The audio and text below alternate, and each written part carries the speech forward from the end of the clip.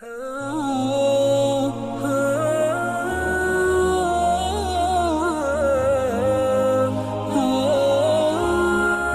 فقه عباده الدين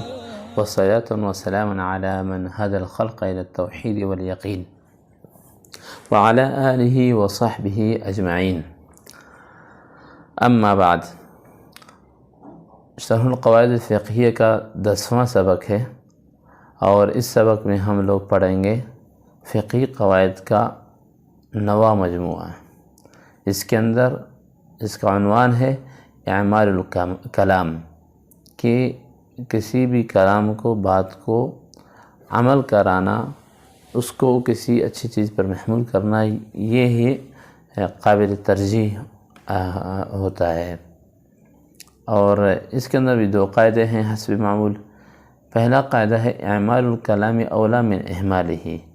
کہ کسی بھی بات کو عمل کرانا یہ زیادہ بہتر ہے اس کو چھوڑنے سے، اس کو لغو قرار دینے سے. اگر اس کو کوئی معنی نکلتا ہے، کوئی مطلب اس سے معلوم ہو رہا ہے، تو مطلب نکالنا اور اس کا وہ معنی نکالنا اور اچھی چیز پر اس کو محمول کرنا، یہ زیادہ بہتر ہے اس کے کہ اس کو لغو قرار دیا جائے اور چھوڑ دیا جائے. اس کی مثال ہے جیسے کہ اگر کوئی وصیت کرتا ہے یا وقف کرتا ہے اپنے اولاد پر،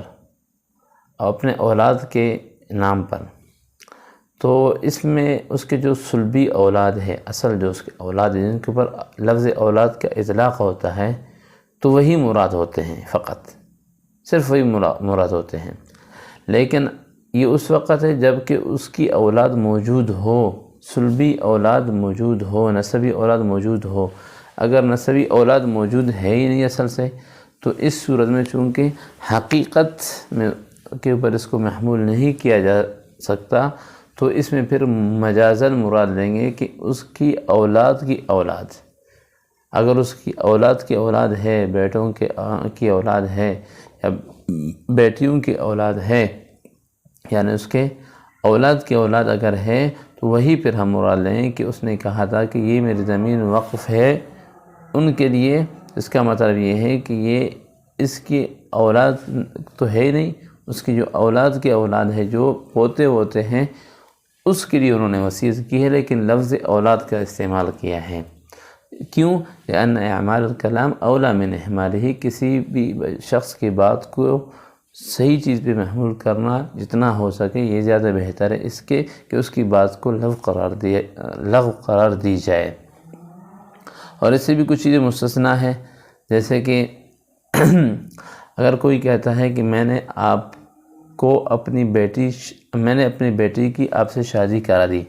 نہیں بلکہ یہ کہتا ہے کہ لو قال زوجتک فاطمہ، میں نے آپ سے فاطمہ کی شادی کرا دی. ولم یقل بنتی، لیکن یہ نہیں کہتا کہ اب میری بیٹی فاطمہ، یہ نہیں کہتا، بلکہ یہ کہتا ہے کہ آپ سے فاطمہ کی شادی میں نے کرا دی.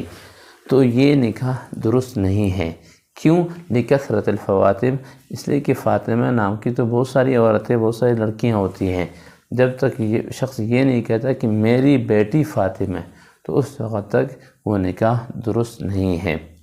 تو یہ یہاں پر اگرچہ اس نے فاطمہ کہا ہے، تو لیکن یہ فاطمہ کو حقیقت پہ محمول کرنا مشکل ہے، اور مجاز پہ محمول کرنا بھی مشکل ہے. اس لیے یہاں پر اعمال الکلام اولا من اہمالہ یہ والا قاعدہ نہیں چلے گا، بلکہ اس بات کو لغو قرار دی جائے گی، اور فاطمہ جو اس کی بیٹی ہے اس کا نکاح منعقد نہیں ہوگا. دوسرا جو قاعدہ ہے وہ ہے المطلق یجری علی اطلاقہ، کہ مطلق جو بات ہے وہ مطلق ہی رہتا ہے، وہ اپنے اطلاق پر ہی اس کو رہنے دیں گے، اور جتنے چیز اس کے افراد اس کے ضمن میں آ جائیں گے سب کے اوپر اس کا اطلاق ہوگا. جیسے کہ اگر کوئی آدمی کسی کو وکیل بناتا ہے کہ یار آپ میرے لیے ایک گھوڑا خرید لو، تو وہ اس آدمی نے اس کے لیے گھوڑا خریدا جس کا رنگ سرخ تھا. تو اس صورت میں اگر موکل یہ کہتا ہے کہ یار میں نے تو میری نیت یہ تھی کہ آپ میرے لیے سفید گھوڑا خریدیں گے، آپ تو یہ سرخ لے کر آئے۔ اگر اس طرح وہ اعتراض کرتا ہے تو اس کے اعتراض کو نہیں سنا جائے گا، بلکہ اس کو اس گھوڑے کی قیمت لازم ہوگی، اور وکیل نے جو گھوڑا اس کے لیے خریدے وہی اس کو رکھنا پڑے گا۔ یہاں پر چونکہ اس نے یہ کہا ہے کہ میرے لیے کوئی گھوڑا خرید لو، تو اس نے اس کے لیے ایک گھوڑا خرید لیا اس کی بات کی اتباع کرتے ہوئے، لأن کلامہ مطلق، اس لیے کہ اس نے جو بات کی کہ میرے لیے گھوڑا خرید لو، اس میں سرخ اور سفید کی اس نے قید لگائی نہیں، تو اس صورت میں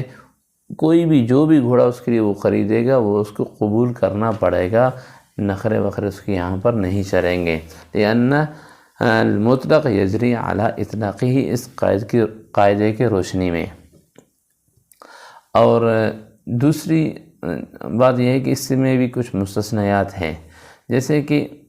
یہ قاعدہ وہاں نہیں چلے گا جہاں پر نص کے ذریعے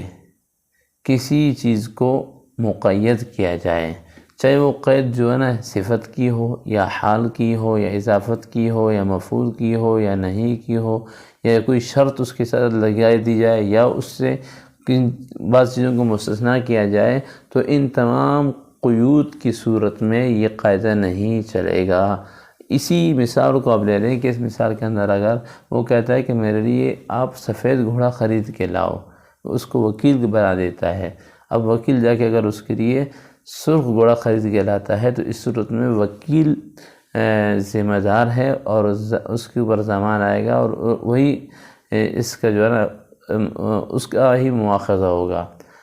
یہاں پر جو موکل ہے اس کے حق میں بات کی جائے گی، لیکن اگر اس کو مطلق رکھتا ہے بات کو، اس کو سفید گھوڑے کے ساتھ مقید نہیں کرتا، تو پھر اس صورت میں وہی تطبیق والی مثال چلے گی کہ المطلق یجری علی اطلاقہ۔ تو اللہ تعالیٰ سے دعا ہے کہ اللہ تعالیٰ ہمیں سمجھنے کی توفیق عطا فرمائے۔ اللہم علمنا ما ينفعنا وانفعنا بما علمتنا وفقهنا في دينك، وآخر دعوانا الحمد لله رب العالمين۔